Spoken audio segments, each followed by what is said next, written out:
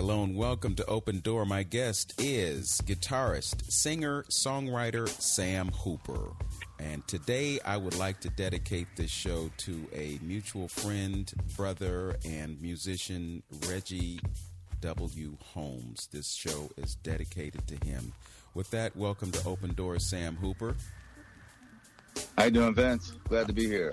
I'm doing great and glad to have you here. And I just mentioned Reggie, and Reggie is the reason that you and I know each other. So we'll talk about Reggie, but first I want to kind of get into who Sam Hooper is. I know you to be a guitarist, singer, songwriter, musician, educator, and a few other things, dedicated son, and a few other things. But tell us about Sam Hooper. Where does your journey begin? Musical journey began, years ago back in elementary school. I started clarinet like in fourth grade after we moved to Shaker from Cleveland, and grew up in Shaker schools and started guitar around junior high school, and stuck with guitar through college, and so that's been my main instrument. Studied a little bit of keyboards, but started back in early Shaker days. Okay, so you started out in Cleveland then? Yeah. I was born in Cleveland. We grew up. We moved from like East 115th Street, University Circle area, Wade Park over there.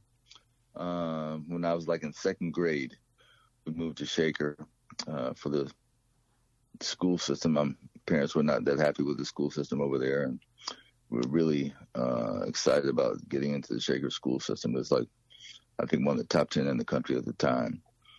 And so, yeah. Yes.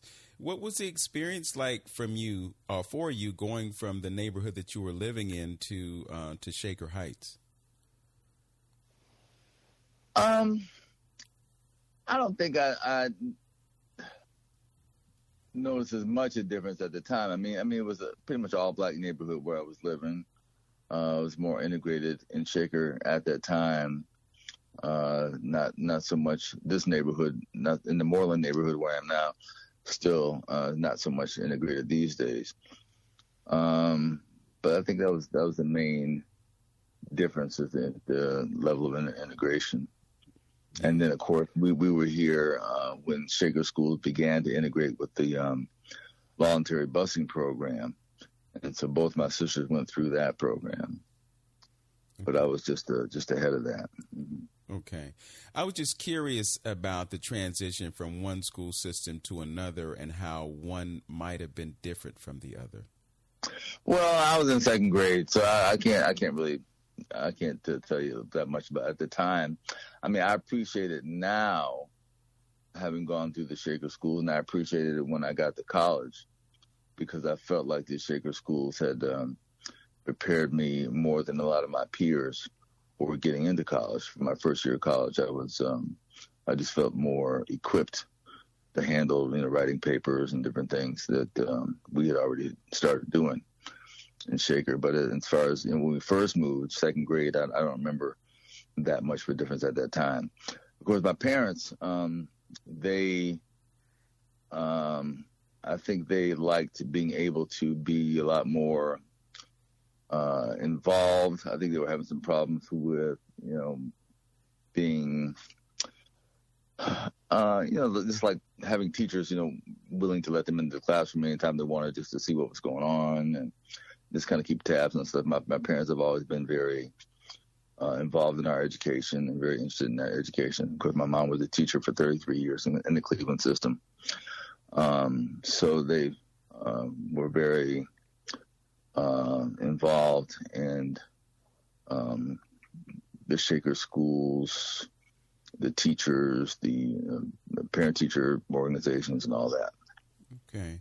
Well, it's interesting because I had a similar experience when I came to Kent State University, and I took a number of classes in the Department of Pan-African Studies, which was the Institute of African American Affairs when I got there. But I just noticed a difference between the quality of my education and what I perceived as the quality of education of students who came through the Cleveland school system. You know, it was really my first time being in a situation where I was in a classroom that was just exclusively black folks.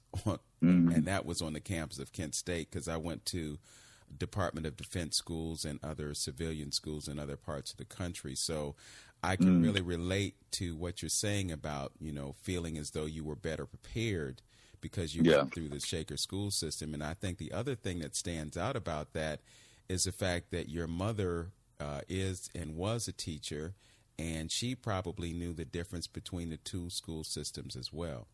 Yeah, definitely. Yes. Yeah. So just curious, what chose the guitar for you, or why did you choose the guitar for yourself? I don't remember why I first chose it, but I just remember always having an attraction to it.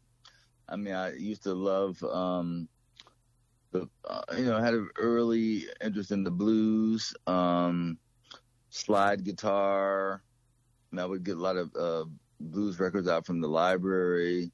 I would, any like old whiskey or wine bottles that we had here at the house, I would take them up to the hardware store and have the guy, cut off the neck so I could use it as a slide, even though I didn't really know what I was doing. But I kind of tried to emulate the cats I was listening to. And, it was just a lot more fun. I remember because we all studied piano at the music school settlement.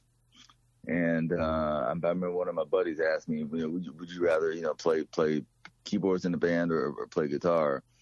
And I was just guitar. It was a lot more fun. I mean, thinking about early big influences like Jimi Hendrix and the excitement that he brought to that instrument, and just being able to move around with it and everything. And yeah, definitely. That's interesting, Sam, because working with musicians as long as I have, I've always noticed that there's something special about guitarists.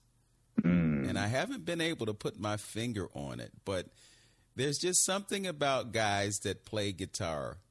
Do you think that there's something in you? There's a specific gene that pulls you towards that instrument versus all of the others? Now that's a study for somebody to make, because even now, I mean, when I have a lot more time to hunt around on YouTube, I can get really drawn into, guitar, technical talk, just talk about, music theory and that sort of thing, how to play this or that, but also just the instrument itself, what's new about what this certain manufacturer, how they've upgraded from last year, and what tone woods bring a certain type of sound, and that would be a good genetic study to do, because there's definitely an affinity for it that has not waned for me all these years, definitely. Yeah. And somehow, I don't know, man, maybe this is just me, but I just think that guitarists are just wired a little bit differently. Like, I watched a video of Louis Johnson demonstrating the bass, and he's showing you different parts of the neck and what sounds you get, from playing from this part versus that part. And then a good friend of mine is Sekou Bunch, and I watched the video, and he was demonstrating basically the same thing, And as a musician, I really relate to bass. Before we started this recorded conversation, I was telling you about how now I'm playing bass on my keyboard, and I relate to, how it sounds when you hold the key or you hold the string, or whether you pop it, or all of those different nuances that create differences in the way the sound comes through. It really is a different thing, and I know that there are probably some guys who play bass who say, man, you can't call yourself a bassist because you ain't holding the instrument. But I still relate to the sound the same way, and I still have kind of a touch sensibility about, those notes as they come through. And when you listen to the recording, it's really difficult to tell the difference between somebody who's playing an upright bass and someone who's playing that sound through a keyboard.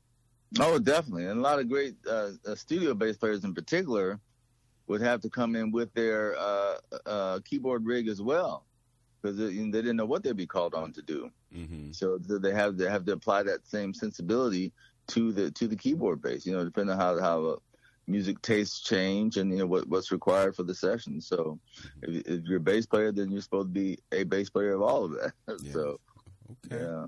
So you mentioned Jimi Hendrix as an influence, but you also mentioned that you had an affinity for the blues. Who else were you listening to besides Hendrix, and what was it that created this affection for blues as a genre? I don't know what created it. It's just something I was just kind of drawn to. Let me see, like Lightning Hopkins, I think Lead Belly I used to get from the library. But also, I mean, the John Lee Hooker for sure. Albert King, Freddie King. But I came to a lot of those guys through people like Hendrix, people like Eric Clapton and Cream, people like Jimmy Page, Led Zeppelin, that Led Zeppelin first record, with the Willie Dixon stuff on there. Like, it's like, oh, like, who's that? And Muddy Waters, kind of coming through the electric British invasion, learning about our own people right here. And but I remember I think the first Hendrix album I bought was Jimi Hendrix Smash Hits, like a greatest hits record. And I had that album for a little while before I was turned on to the slow blues song on the Red House. And for some reason, when I was into Purple Haze, Foxy Lady, all that good stuff, But I remember like one day it was like, what is that? With Red House. It was just like this slow burning, soulful blues thing. And it was just like, that became like really like the most important song to me on the whole record. And it was just opened a whole, field of other blues stuff to listen to, definitely. Okay. And how old were you about that time? I must have been, I don't know, 16, maybe. Okay. Yeah. All right. I'm sure that those are quite vivid memories, and you have you kind of opened my curiosity about listening to that Jimi Hendrix Smash Hits album. Oh yeah, definitely. I'm sure there are some gems laying in that album somewhere. Yeah, but that's just kind of like, I mean, overall that's kind of like a sample pack. Mm-hmm. But I mean, I think for me, maybe my favorite Hendrix tune altogether is 16 might be too old. I may have been getting to that a little bit earlier, maybe like about 14, 15 to maybe like 14 to get started with that stuff. But on the Electric Ladyland album, a thing called Voodoo Child. There's two Voodoo Childs on there. One is called Voodoo Child, CHILD, Slight Return. And that's the one that people are most familiar with. It's Stevie Ray Vaughan did it, and a lot of other people have done it. But there's a long version called Voodoo Child, CHILE, which is it's just a long blues, but I mean it's a long jam. And it's got like, I think Steve Winwood is playing keyboards on there. I think Jack Cassidy from Jefferson Airplane is playing bass on it. I forget who else is on there, but I mean his lyricism too. I mean, Hendrix was really good about picking these spaced out lyrics, and trying to incorporate the cosmos into this earthy sound. But I think that jam is probably if I had to pick one favorite Hendrix song altogether. But that one song is about like I don't know, 15 minutes long, maybe. Okay. Well, I will have to investigate. You're Yeah. listening to Open Door with Vince Robinson. My guest is Sam Hooper, singer, songwriter, guitarist, educator, all those good things. And we're going to get more into his love of music and some of the other things he's doing these days. We'll be back with more Open Door right here on 95.9 FM, WOVU, a Burton Bell Carr community radio station. Hey listeners, here at WOVU 95.9 FM, we want to stay connected with you. So like our page on Facebook, which is WOVU 95.9 FM, or you can call our request line at 216-271-0959. Again, that is 216-271-0959. Also, don't forget to visit our website at WOVU.org.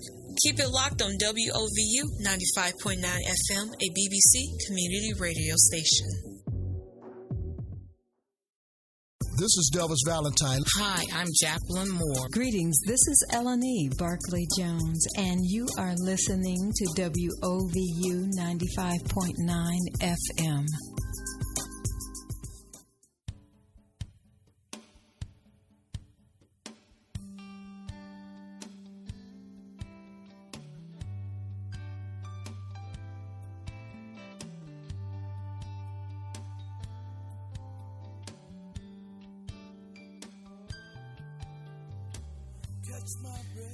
We're back on Open Door with Vince Robinson and my guest, Sam Hooper. Before we took the break, we were talking about a specific recording of Jimi Hendrix, but you mentioned a number of other blues players that have influenced your playing. And my knowledge of you as a musician over the years has always brought me back to your success as a blues artist. But you also play other forms of music. So can you talk about some of the other things and other lanes that you've traveled in as a guitarist? Well, I mean, I've always loved acoustic guitar, like acoustic singer-songwriter stuff, too. And some of the things that have been more successful for me have been in that genre as well. Like my first CD was it was blues influenced, but one of the most popular songs on that record is one of the two songs that did get placed on television. It was on the soap opera The Young and the Restless. It was a ballad called Help Me Out of the Dark.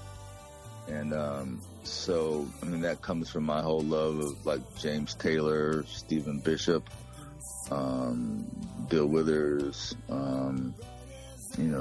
cats like that, and just loving melody and the sound of the acoustic guitar as well. And then funk, man, like funk.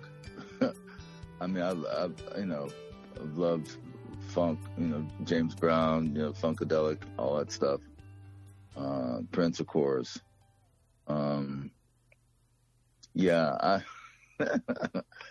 As I mentioned James Brown, it just reminds me, I had a gig one time in Switzerland where we were hired as a blues band, but once a week it was a place where we lived and performed every night at this hotel resort in the Alps, in the Swiss Alps. But one night a week they had a dinner party theater presentation they called The Story of Soul. And the owner of the club had read this book called The Story of Soul, and it kind of patterned it after that. So we had, like the Supremes, James Brown, the Temptations, all that was incorporated into the show. And we were like, we were kind of the house band for the show, and a lot of the people who were waiters and waitresses and stuff during the day got to perform in the show. But I was also, in addition to playing guitar, like in the house band for the show, I had to play James Brown. So I had to do like a James Brown medley. And so I got a wig and, danced around and fell out and they picked me up and all this sort of thing. So yeah, that's I had to draw on everything I've ever learned just to get that done, So yeah, it was fun though. I'm just trying to imagine you with that wig down on one knee with somebody pulling the cape off your shoulders. They took it even further. They said, "Well, just fall out. We'll just all pick you up." So I just fell out, and about 5 of them picked me up and carried me off the stage. Wow. I'm just curious now about what that audience looked like. It was pretty much all, white, European, like Swiss, German, French, mixed. Yeah. People who were there on ski resort vacations. Yeah. This is kind of toward the end of the season, like January, February, in a place called Arosa, Switzerland. Yeah. We flew into Zurich, a couple hours drive from Zurich. So for them, it was good as having James Brown on stage. Yeah, well, that's about as good as they were going to get. That's funny. So, Sam, I want to back up, bro. You mentioned casually that you had a song that was placed on The Young and the Restless. Can you describe the context of how that music was used in the scene and what it was like for you to be sitting in your living room looking at the television set, seeing what was going on and hearing your music? Well, that's an amazing feeling. I mean, it's just an amazing feeling, whenever that can happen, for sure. And the context of that song, it was kind of like the romantic backdrop to this particular couple. Whenever they got together, they would play it, so that was the context of that. And I had another song that was placed on All My Children, and then that one was placed as source music, so it was played as if it was coming out of a jukebox in a bar. So it was like kind of the background for this particular conversation that was going on in the bar. But the scene lasted so long, they played almost the whole song, so that was pretty cool. Wow. Yeah. Okay.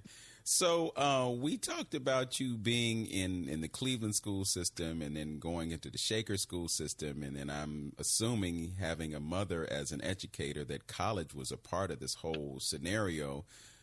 Could you talk about your journey as a musician as you left school and then went out into the world to make a name for yourself? Well, it was interesting because I originally wanted to go to Berklee College of Music, but my dad was like, you should go somewhere where they have more than just music. Berklee, of course, now it's got like every kind of music or music business or whatever, music therapy and everything there right now. But at that time, it was really just a music school, but still, one of the best in the world. And but so I was like, okay, so I tried to combine a music business degree at Wittenberg University here in Ohio, Springfield, Ohio. But then I discovered the University of Miami program in Florida, the music merchandising program, which was one of the first music business programs in the country. So that was a program that really dealt, unlike Wittenberg, which is like I was combining music and business. None of it dealt with the music business. The one in Miami was one of the first that actually dealt with the music business. And so I transferred down there, got my degree from there, and came out and was able to get a degree, get a job as a music merchandiser here in Cleveland at RCA Records. I was working for RCA, A&M, and associated labels here. I did that for almost a year, and that kind of ended with me really not wanting to do that anymore. So it was like from then on, just trying to forge a way to get more, because I love music, and there was not much music involved with it. It was like doing a lot of promotion, doing a lot of putting up posters in stores, and talking to record store people and stuff like that, and going to a lot of concerts. But it wasn't, I wasn't playing my guitar. I didn't have time, Well, you were pushing other people's music and not your own, and I'm sure at some point you were probably thinking to yourself, man, this should be my poster that I'm hanging up. Absolutely. Absolutely. So it became about how to make that shift, So, but I always, I got a job teaching guitar at Dick Lurie Guitar Studio in Cleveland Heights. I taught there for 5 years and was in a bunch of bands. And that's when I was in one of the, I'd known, you mentioned Reggie. I'd known Reggie Holmes since high school, but we were in a band together around that time in the 80s, the Dream Team. And so I was here for like 6 years after college. My dad passed away that first year after college. And so, yeah, just kind of, piecing things together to make a living with combining teaching and performing. Okay.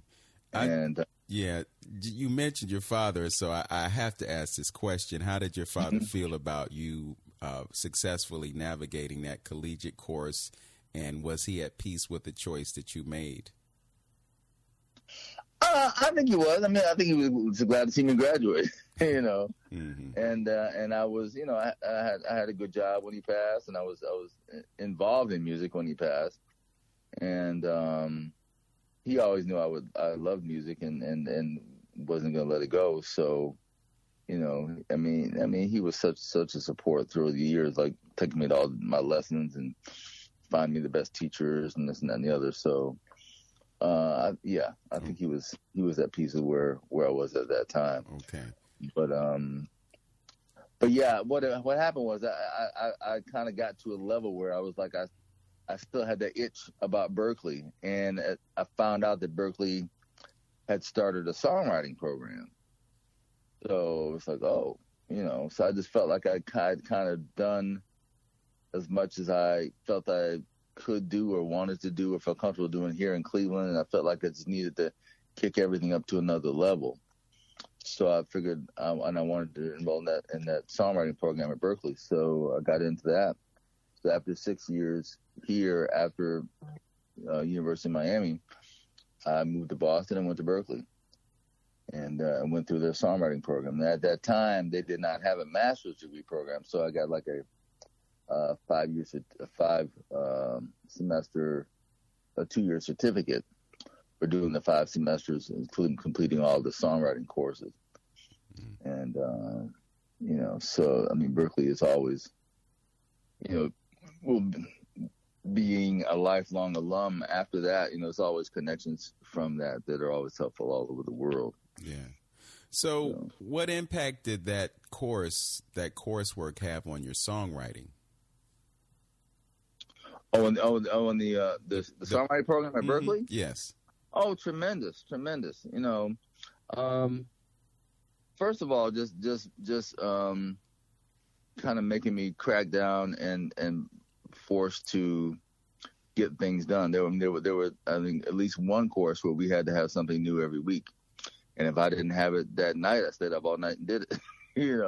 So it everything got done. So it was a very much a pressure cooker environment, but also in addition to the courses, there were all sorts of different contests and production opportunities you can get involved in. So kids could students could interact with each other. Like if I'm a songwriter and I'm this studio production person needs something for their project, we use one of my songs for his project. So we both kind of benefit.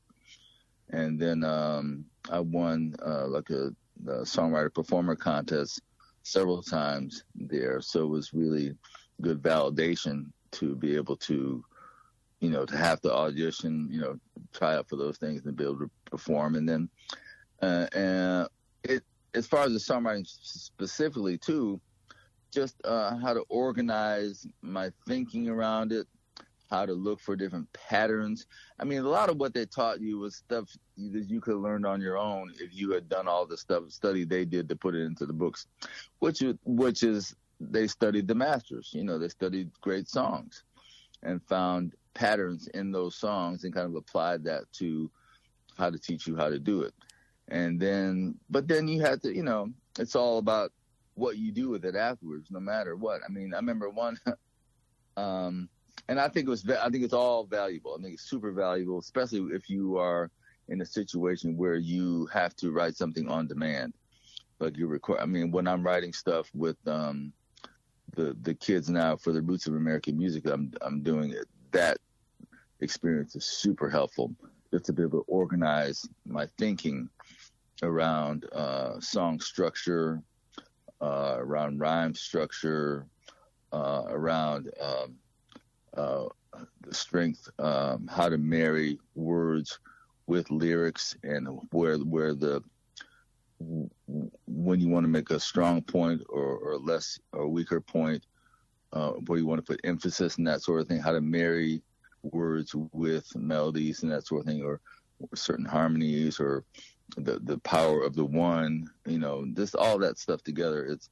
It's really good to have in your toolbox, rather than just kind of hunting and pecking. You can have really good ideas to work from. So I think it was, for me, I think it was invaluable. And, it's all about what you do with it. I remember one teacher telling me one time, telling the class, it was like, we were talking about Michael Jackson's Billie Jean.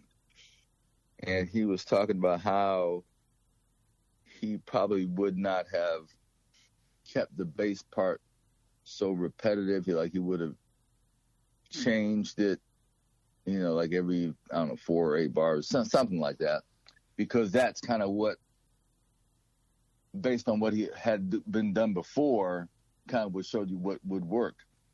But then he's saying that, knowing that he's saying that, that's bullcrap, because Billie Jean was such a huge hit because it broke that rule, So it made its own rule, So it's like knowing, kind of getting a sense of when to follow those rules and when to break them and when to make stuff your own, Yes. So, and sometimes you have to make it your own. Right. We're going to take a quick break right here, and we'll be right back. You're listening to Open Door with Vince Robinson and Sam Hooper, guitarist, songwriter, and educator. Back after this. What can you do in the battle against COVID-19? Your first task, wear a mask, protect yourself and others. Give those hands a 20-second shower with soap and water. Give others space 6 feet just in case. Get good nutrition, ingest for digestion. Vitamin C, D3, and more. Elderberry, zinc, and echinacea from the store. Get some fresh air. Go climb some stairs. Let go of stress. Make sure you rest. Your breath is the key to life. Strengthen your immune system, follow the guidelines, and win the battle against COVID-19. Armor up, armor up.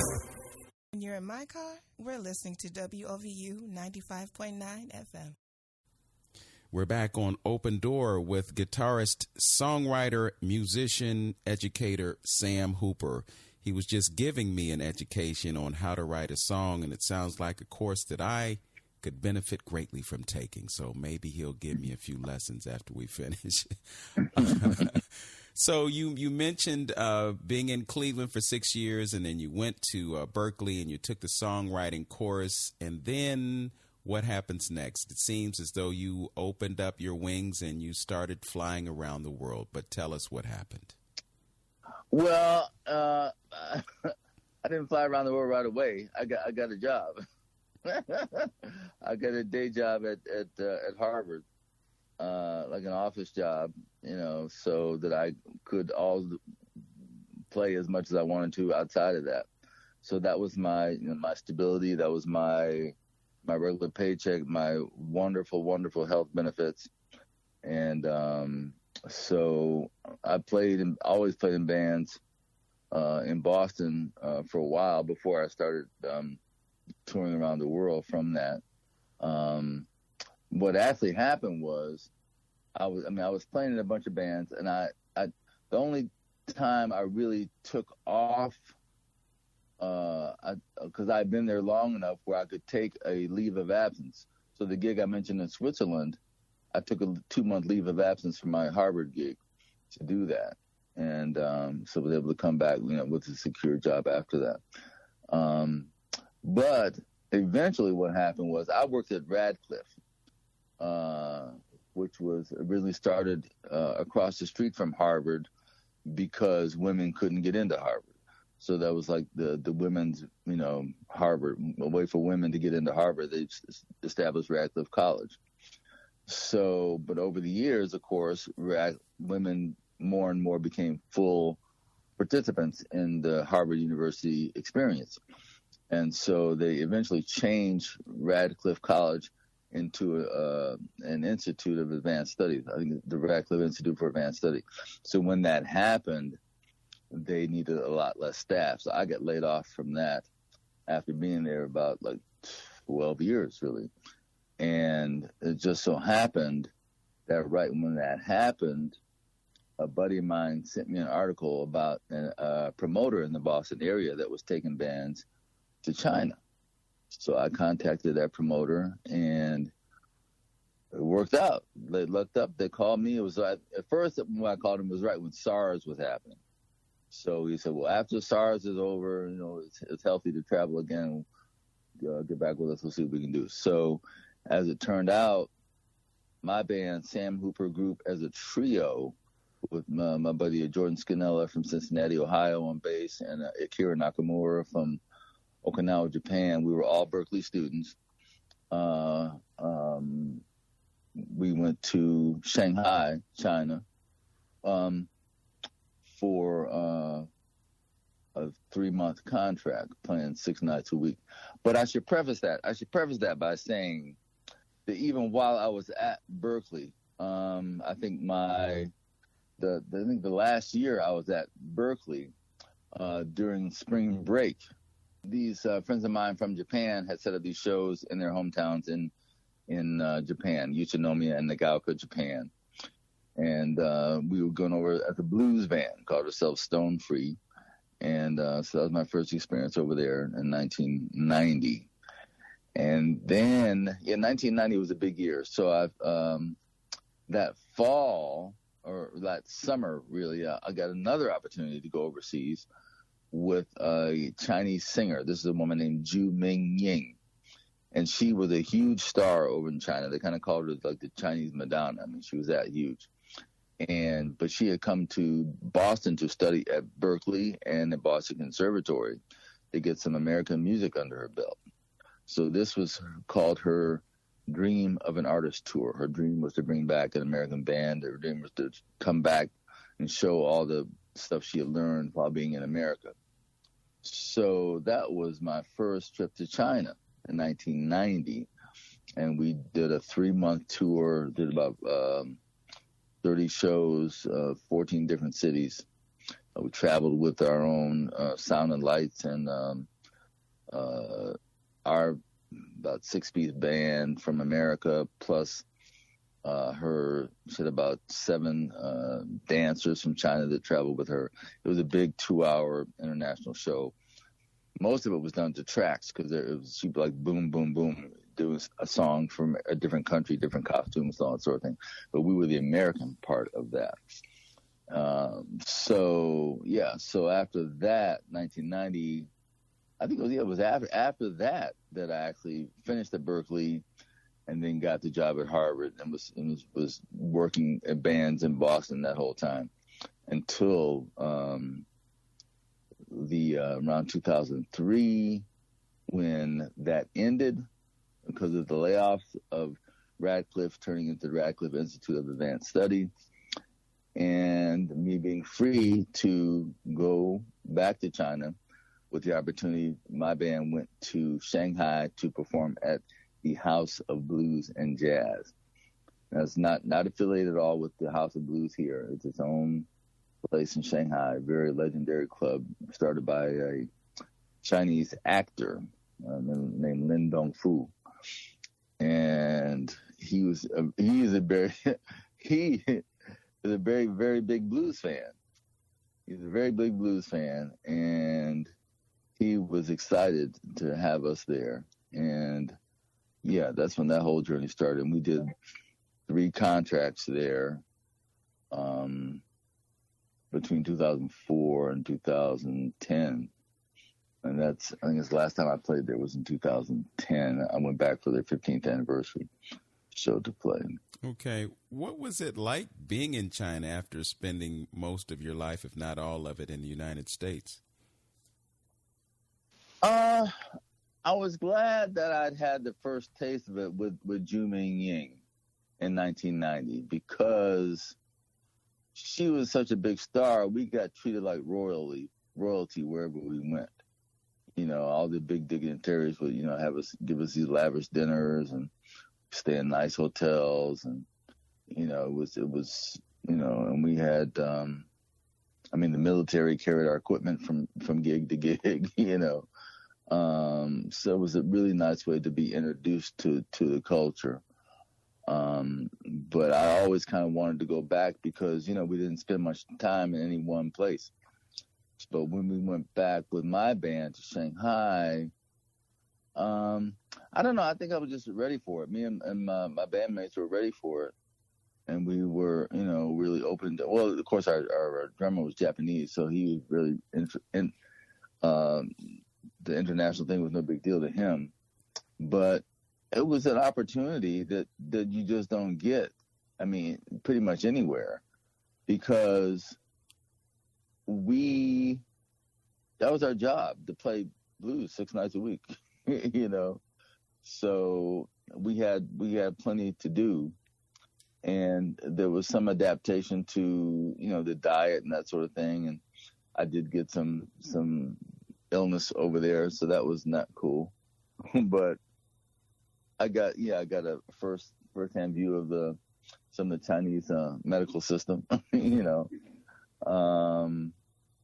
I don't know that it was Shanghai in particular. I can't speak as much for other places, but Shanghai, it's a much closer, it's a more compact city than like Beijing.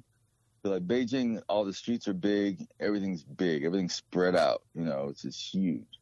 But Shanghai, everything's a little bit closer together. The streets are like walkable, and we could walk to work, from the apartment they gave us. And it's, modern enough that there were, modern things to do, places to go. But it's really international, it's a really international city. So we met musicians from France, from a place called Mauritius, off the coast of Africa, that I'd never heard of before. Some fabulous musicians from there. Brazilian musicians who were fabulous. There's a big melting pot of cultures there. It was just, you never got bored. It was always fascinating. And it was a thing where, we finish our gig and then go to another club to either jam or hang out with other musicians sometimes till the sun came up, And that was our lifestyle, and it was fun. It was exciting. It sounds rather fascinating, and it just caused me to go back in my memory banks to spending 5 weeks in Japan back in 1987. I actually used to live on the island of Okinawa, so when you said your musician friend was from Okinawa, it really got my attention. But it's just a different kind of situation over there, and I know back then they were probably wearing masks the way we're wearing masks now. And maybe they weren't, but some of them were, the sea was much more common, they just got, when I first went there, they just gotten over SARS, but, but at the same time, when I first went there, it was much, much better now, but still, it's still China, but just, I found like in a lot of places, the concept of hygiene and cleanliness was not quite the same. Yes. For example, well, I remember being. Hold on. I want you to tell us about that, but we got to take a real quick break. So we're going to come back to Chinese hygiene after this break. You're listening to Open Door with Vince Robinson and guitarist Sam Hooper on 95.9 FM. We'll be right back. The Alcohol and Drug Addiction and Mental Health Services Board, also known as the Adams Board of Cuyahoga County, wants everyone to stay safe. If the stress of the pandemic is overwhelming, help is available. Call the 24-hour crisis hotline at 216-623-6888. That's 216-623-6888. If you are using drugs, remember all drugs may contain the highly addictive substance fentanyl. Please test your drugs and never use drugs alone. Carry Narcan in case you are witness to an overdose. And call the 24-hour crisis and referral hotline when you are ready for help. It's 216-623-6888. Again, it's 216-623-6888. This message is brought to you by the Adams Board of Cuyahoga County and WOVU 95.9 FM, Burton Bell Carr Community Radio.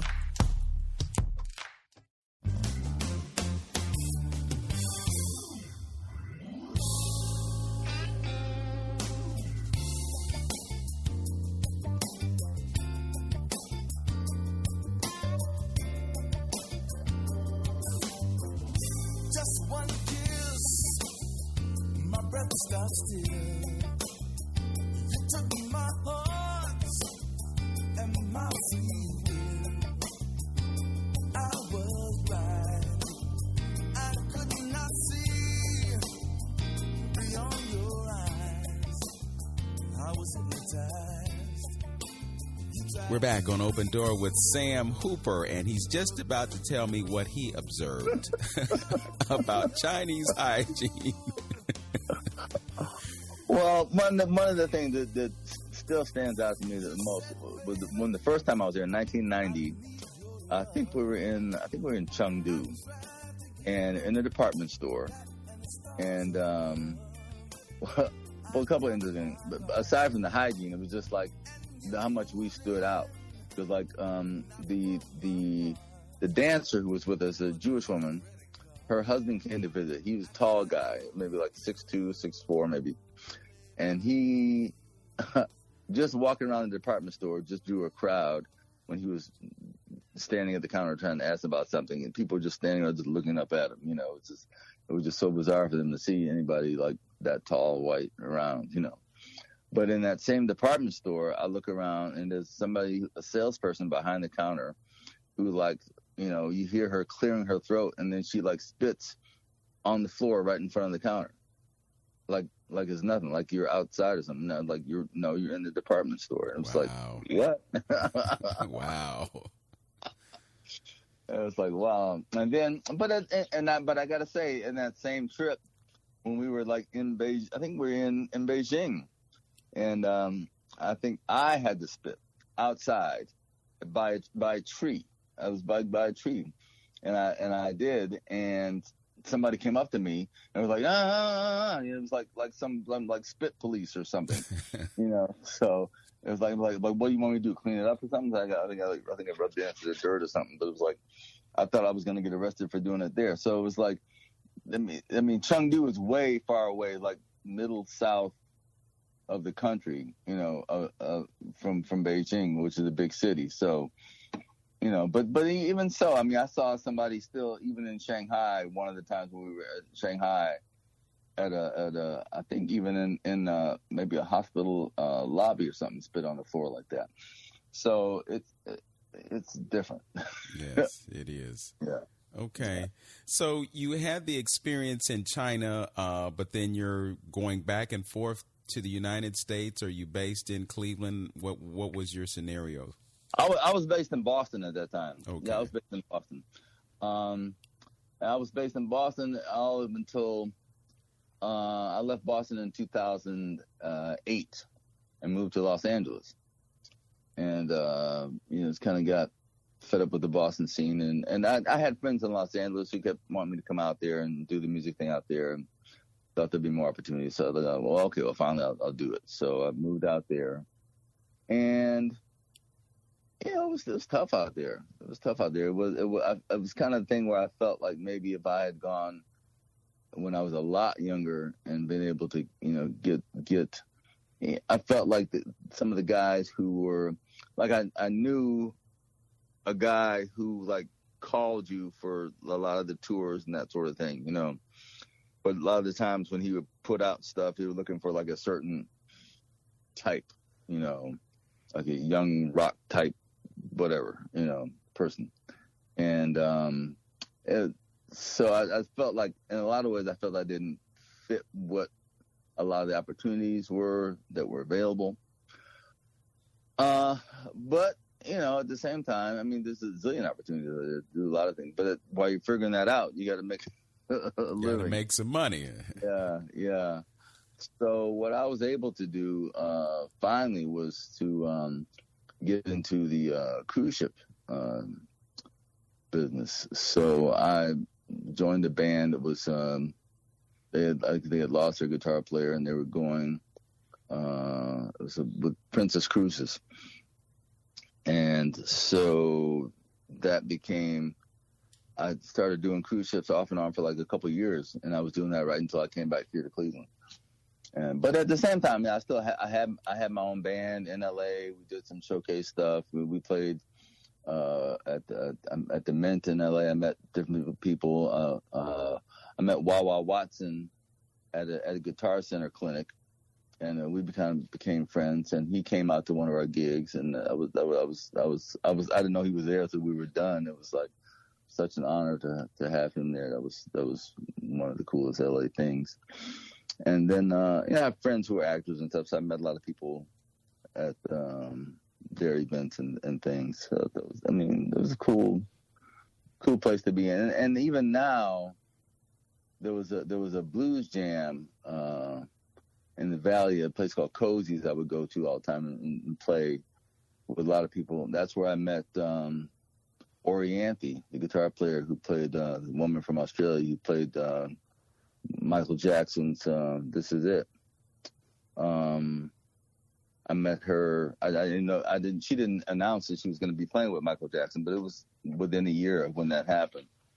And I walk into the club and I hear somebody playing these outrageous like Stevie Ray Vaughan like licks, and it was her. You know, she was killing it, and she was real nice. You know.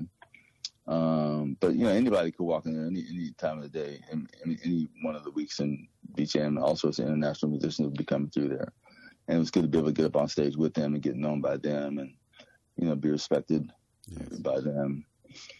And I know another cat I met who was really glad to become friends with Dwight Yoakam. He's a country artist. The guy who was his producer and guitar player, kind of mastermind behind his sound when he was huge, Pete Anderson from Detroit. And so I met him at a blues jam. And it was several of those, pinch me moments when I was out there when like I'm on stage with these cats. It was like, that's Pete Anderson, Mm-hmm. And but we went to his house and hung out in the studio, and it's like, it's cool. I've had one of those pinch me moments. We were on stage in Akron at Lock 3. Mm-hmm. Sam Hooper was playing guitar on one of my original tunes, and I have the video to look back at that with our friend Reggie Holmes playing the drums. Amen. So I want to bring us back to Cleveland. What was it like for you to make the transition back to Cleveland after having been in China and Boston and LA and all these other places where music is so prominent?